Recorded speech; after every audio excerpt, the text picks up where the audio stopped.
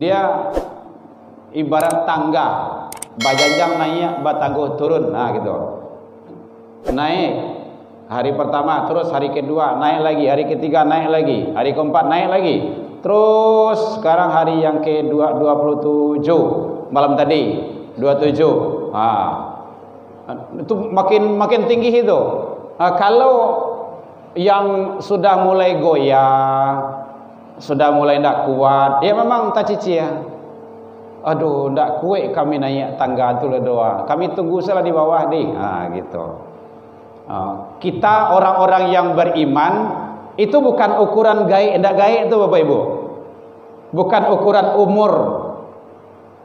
Banyak sana muda-muda yang KO kan. Ini bukan umur itu patokannya itu. Dia makin hari dia makin bagus. Makanya Nabi 10 Ramadan malam terakhir itu mengencangkan ikat pinggang beliau. Artinya apa tuh? Itu menghidupkan malam-malamnya.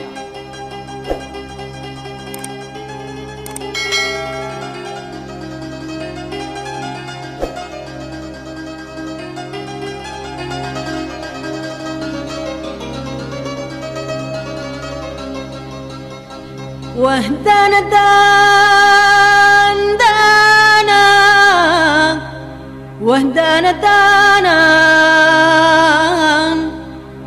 wahdana dana, wahdana wadan.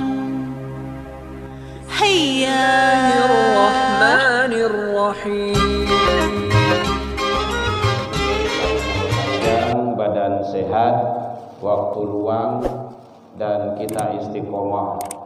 Mudah-mudahan semua nikmat karunia yang dititipkan oleh Allah ke kita syukuri agar kita menjadi hamba yang bersyukur di sisi Allah hendaknya. Selawat dan salam kepada Nabi besar Muhammad sallallahu alaihi wasallam. Allahumma shalli ala Muhammad wa ala ali Muhammad. Bapak Ibu pengurus Masjid Jami Al-Kamil yang hadir, yang sama kita hormati, Bapak Ibu tokoh masyarakat, tokoh agama, alim ulama, imam-imam kita, hadirin kaum muslimin yang dirahmati oleh Allah Subhanahu wa taala. Alhamdulillah selesai pesantren, anak-anak kita selamat tinggal rumah ibadah. Ledo seorang, satu. Atau lu pesantren lah. Ya, tidak apa-apalah. Memang seperti itu baru. Mudah-mudahan kedepannya perlu kita evaluasi, kita perbaiki bagaimana tetap anak-anak kita itu istiqomah datang ibadah. Jadi ibadah ke masjid, ke musola itu bukan hanya karena pesantren saja, bukan hanya karena wirid saja. Ada pesantren ada wirid tidak dibawa ke rumah saja. Padahal ibadah itu adalah sesuatu hal yang tanpa embel-embel yang lain kecuali hanya lillahi ta'ala. Kan ada niat kayak gitu tuh, lillahi ta'ala. Jadi memang li itu kan untuknya, bagi Allah, untuk Allah, karena Allah. Yang mudah kita pahami gitu, karena Allah. Bapak Ibu hadirin kaum muslimin, ya memang kita sekarang sudah masuk ke babak penyisihan, sedang kita lewati dan akan mau masuk babak final lagi. Harian sana rayo Bu, Senin.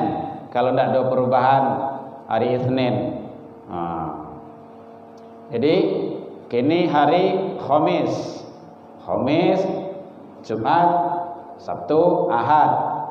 Udah 4 hari ini lagi kita manfaatkan tanpa taraso. Kapan tangguh baru ya memang gitulah. Begitulah kehidupan itu. Dia berputar terus. Patang baru mulai puasa, kini lampi ambil lah. Ya memang gitu. Namun kita maksimalkan sisa-sisa yang ada ini. Bapak Ibu, jadi ibadah itu dia makin hari makin hebat, dahsyat nilainya. Dia ibarat tangga, bajajang naik, batangguh turun, nah gitu. Naik hari pertama, terus hari kedua naik lagi, hari ketiga naik lagi, hari keempat naik lagi. Terus sekarang hari yang ke-27 malam tadi 27. Itu makin tinggi itu. Kalau yang sudah mulai goyah, sudah mulai tidak kuat, ya memang tak cici ya. Aduh, tidak kuat kami naik tangga tu doa. Kami tunggu salah di bawah deh. Gitu.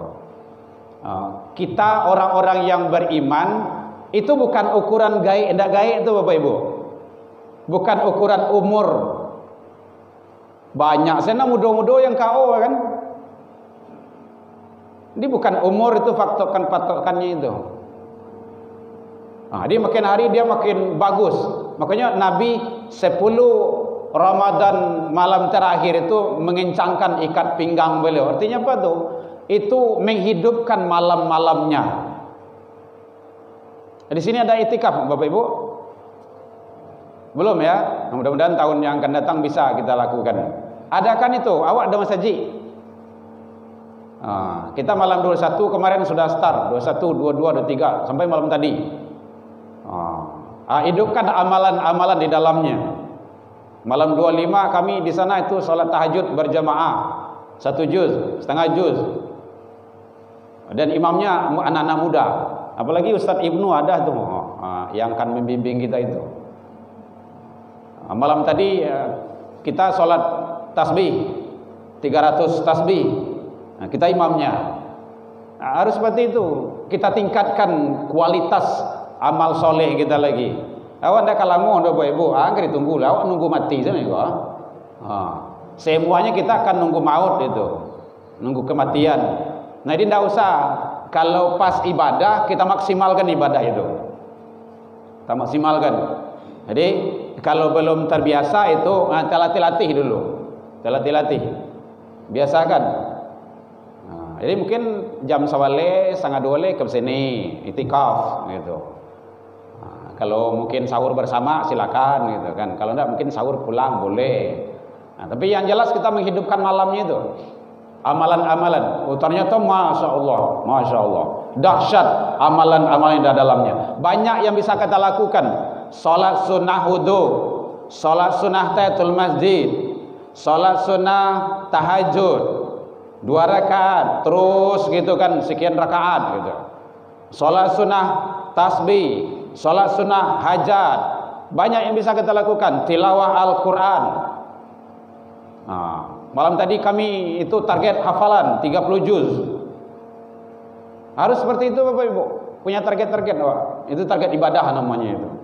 Karena kita ada masjid, ada tampe yang untuk membawa kita bisa melakukan itu. Cuman mungkin kita lagi untuk bagaimana melaksanakannya. Kalau ragu Bapak Ibu tuh ada ustaz kita di sini. Untuk sebagai panduan atau pedoman. Bimbingan kami ustaz untuk itikaf gitu. Kadang-kadang awak nang gaya-gaya kok ndak mungkin contoh kan pai ka Al-Hakim, ndak mungkin pai ka Baitur Rahmah, Mujahidin, awak ada di siku masjid ndak ke awak. Kan apa salahnya kita manfaatkan untuk itu.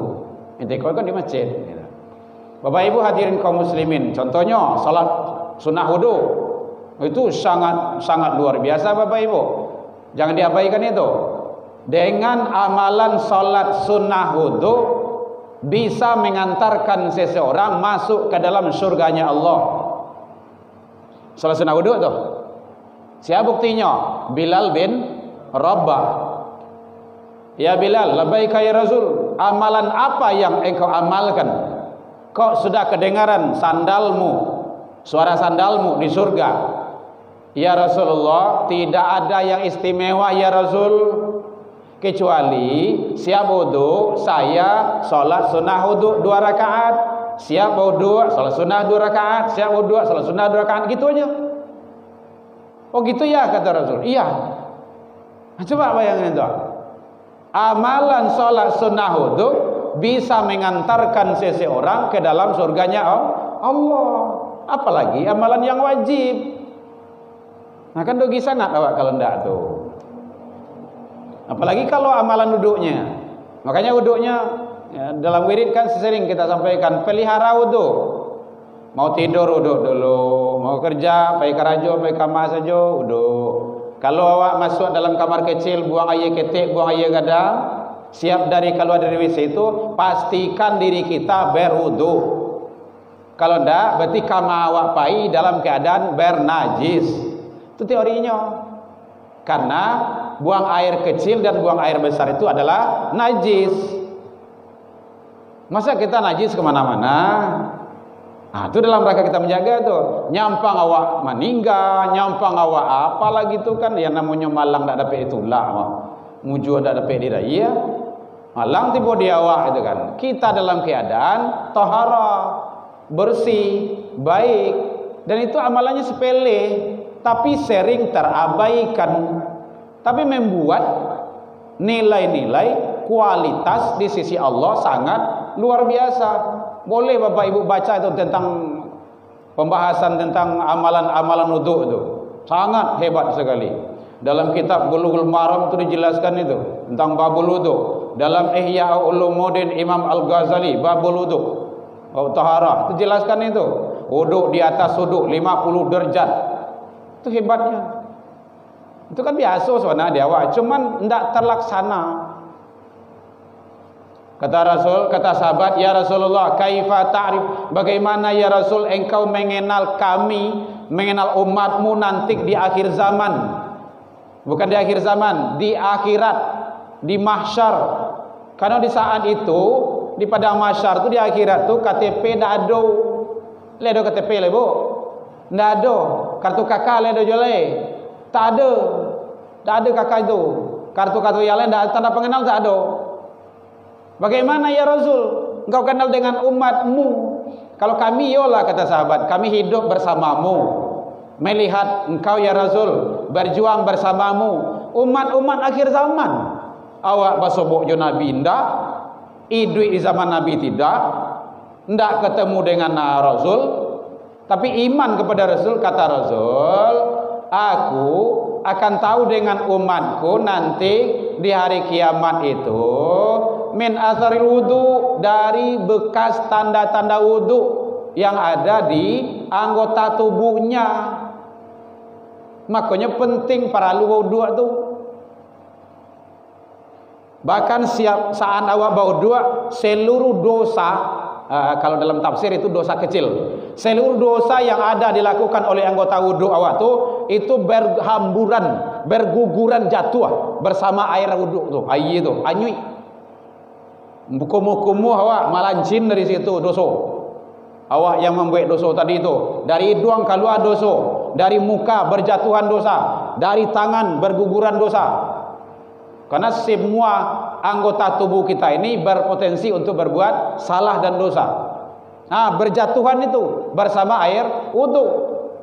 Itu hebat dan dahsyatnya wudu itu. Makanya benar Allah sampaikan dalam Al-Quran surah yang kedua ayat 222. Innallaha yuhibbut tawabin wa yuhibbul mutatahhirin. Itu diabadikan dalam doa sesudah wudu. Lai dapat doa tu bu. Aja sampai dapat lo. Kalau dapat dibaca. Ini yang perlu tu amalan. Ada tawana wa ilmu, tapi ndak wa amalkan doh. Ala ilmu bila amalin kasyajari bila tamarin. Ilmu kalau tak diamalkan tak ada guna. Itu gunanya tu. Jadi asyhadu an la ilaha illallah wa asyhadu anna muhammadar rasulullah. Allahumma shalli ala Muhammad wa ala ali Muhammad. Allahumma ja'alni minat tawwabin wa ja'alni minal mutatahhirin wa ja'alni min ibadikas sholihin. Masya Allah, itu luar biasa itu. Allahumma ja'alni minat tawwabin, ya Allah jadikanlah aku ini hamba yang suka taubat ya Rabb. Kan hebat tuh. Wa ja'alni minal mutatahhirin, ya Allah jadikanlah hamba ini yang taharah, selalu menjaga taharah, bersih, suci. Jalni min ibadikas sholihin, ya Allah gabungkanlah, masukkanlah, kelompokkanlah kami ini jadi dalam hamba-hambamu yang soleh. Kan luar biasa itu. Jadi Bapak Ibu yang belum hafal doa itu, tolong dihafal dan diamalkan. Dan afdalnya membaca doa sesudah wudu, jangan di kamar wudu, jangan di toilet tuh, luar. Nah, dalam wirid kan sering kita sampaikan itu, di luar, dalam masjid gitu kan. Karena itu doa. Nah, gitu. Itu doa. Itu bahagia dari adab-adab berdoa. Bapak Ibu hadirin kaum muslimin rahimakumullah. Lah berapa menit kok? 10 menit, 5. Kameramen. Ini enggak boleh lama-lama dah. Sampai sudah saja. Kita kerja pulang, Bu. Kalau pulang ibu dah kenapa makan dah. Paling-paling lalok. Oh, gitu kan. Kalau payah asmara subuh, payah aja hari hujan. Nah, susah kan? Nah, gitu. Ya. Jadi ada ini kalau ada hujan turun, Bapak Ibu hadir ke masjid, oh itu dahsyat itu. Tantangannya barik, banyak tantangan, datang awak ke rumah saji, ndak sama dengan hari biasa tuh nilainya tuh. Ndak sama itu. Jauh nilainya, lebih hebat dan lebih dahsyat. Makanya kata Rasul, kalau engkau ingin tahu orang mukmin yang sebenarnya dengan orang munafik, lihat di salat subuh. Ah gitu. Memang begitu kata Rasul. Jadi yang hadir salat subuh itu, itulah orang yang beriman. Haqqul mukmin yang sebenarnya. Kalau tidak datangnya salat subuh dan salat isya, itu ciri-ciri orang munafik. Kata Rasul. Ambo nyampean saja. Kata Nabi kayak gitu. Yang tidak hadir sembahyang subuh, dia munafik. Iya. Nah, boleh bu saya lihat. Tapi yang ditunjukkan tak? Beko malam buat tunjuk. Kamu napi itu doh. Batu tak tiba sampai subuh tak doh. Birang orang gawak kau. Cukup je lah. Jadi ilmunya awak lah tahu. Mulai awak tidak akan datang, awak tergolong munafik dalam pandangan Allah dan Rasul. Karena orang munafik tu dia nanti terjebak ke dalam riya ya juga, karena memang dia ingin banyak dutowe, ingin dicari-cari orang saya. Nah, kalau salat subuh kau, siapa nak mencari ya? Hari dingin, hujan tiba, awak lah gaek lo, taluk tiba ke rumah saji. Oi, luar biasa itu. Anak muda tiba ke rumah saji. Biasa tu darah ngek lo, you muda you kuek lo, orang gaek jalan salah payah, tiba ke rumah saji. Oh, itu luar biasa tu, tidak sama itu. Jadi sebab itu Bapak Ibu, mari dari hari ke hari kita tingkatkan selalu kualitas amal kebaikan kita. Hanya amal soleh. Al-Kahfi 110, faman kana yarju liqa'a rabbih falyamal amalan salihan. Siapa yang ingin ketemu dengan Allah, dengan Tuhannya nanti di akhirat, maka catatannya dia harus beramal soleh. Kata kuncinya. Maka amal soleh itu tempatnya satu-satunya hanya di dunia ini. Ya Bu ya, tidak ada tempat lain dah. Oh beko awak tak ada lo dalam kubur tu kau sembahyang beko, jangan leh. Tak kado tu dah. Tu cerita mancik itu mah. Ambo dekat mati saya bisa tobat. Yo kalau sempat tobat mati itu kendak. Sangko mati itu mudah. Mati itu berat. Barik Bapak Ibu. Hendak percaya cobalah. Ini ada orang bertanya kau, "Lah sebab mana tu?" Cobaan salah. Hendak percaya. Beko baliklah balik. Kenapa begitu? Memang begitu kata Rasul. Roh masuk ke dalam tubuh awak dak terasa awak dah. Awak jadi orang sah. Keluar roh dari jasad ini ya, hadis yang menjelaskan bagaikan dia dipukul dengan pedang 300 kali, pedang tajam. Dipukul di pangan tua, di baiknya je pedang ditusuk, dicincang di pangan tua. 300 kali. Awak ditusuk duri saya mahonjak sepanjang kampung tu. Puntua rokok saya tapi jak awak ada tangguang tu, naik kaki dia. Menggelabak dia. Apalagi kalau ditebas dengan pedang. Itu ruh berpisah dari jasad itu berat. Ada 7 rombongan syaitan. Satu rombongan itu kekuatan daya aksinya 70.000. Lihat dalam kitab-kitab itu dijelaskan itu. Barik luar biasa. Makanya orang yang mati itu yang ditarik dulu itu adalah sifat, kodrat, iradat. Itu ya Pak Ibu ya. Kan orang meninggal itu kan tidak talok lari gitu. Kalau bisa nyolari itu. Kenapa? Kekuatan itu tidak ada lagi. Lah ditarik di Allah. Kodrat, iradat, basar dah mulai hilang. Kalam tidak bisa ngomong. Tidak ada cialah itu. Semua itu titipan Allah kok. Nah, karena titipan Allah maka kita syukuri.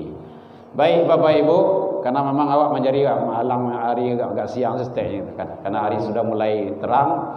Demikian saja. Ini ada yang bertanya Bapak Ibu boleh. Awak kan kajian santai saja. Awak tarawih hendak lah dong. Awak pagi kan. Kok sembahyang lah dong lah. Paling yang ditunggu suruh. Gitu kan. Jadi kalau tidak demikian saja. Ini episode terakhir saya di sini pada tahun ini karena malam sudah kemarin dengan nuzul Quran. Jadi saya atas nama pribadi dan keluarga Herman Tanjung mohon dimaaf atas singgungan dek kanai talantuang dek turun. Lain dimaafkan Bapak Ibu. Alhamdulillah jauh dari itu kita saling memaafkan. Sekali lagi mungkin dalam wirid, dalam kegiatan apa gitu kan yang hendak pada tampilnya.